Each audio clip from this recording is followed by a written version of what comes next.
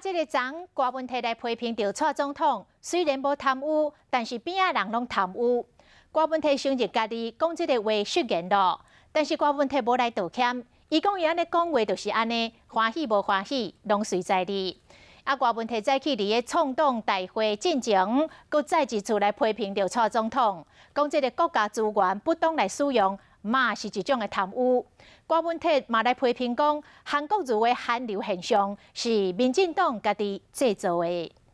这个叫言过其实。其实我一讲话就说那个地方有失言。不过这样，柯文哲讲话就是这样，高兴不高兴随便。骂总统蔡英文身躯边的人拢贪污，台北市长郭文摕敢若承认失言，不过无要回失礼。在台湾民众党成立大会前，伊有个批评。我刚才讲的地方哪个地方不对？对啊，我跟你讲还是那句话，这个我们当年还是支持民进党的，但是问题是3年后的台湾都变成这个样子。特别是我作为台北市长，你知道，我们还是有很多业务会相关，你知道。我要讲一句话，你知道吗？国家资源的不当使用，也是一种贪污腐败。骂民进党以外，郭文摕又个针对国民党总统参选人韩国瑜。我也不认为说韩国多厉害，坦白讲，我的解读，你知道，韩流是民进党自己制造出来的。所以当去年的选举，你知道吗？民进党在高雄大败的时候，我就问嘛，作为总统，你知道吗？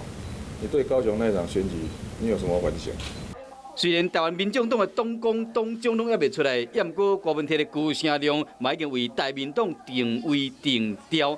若要争取第三势力的代表权，嘛打算要伫哪力结共中拼第三势力的空间。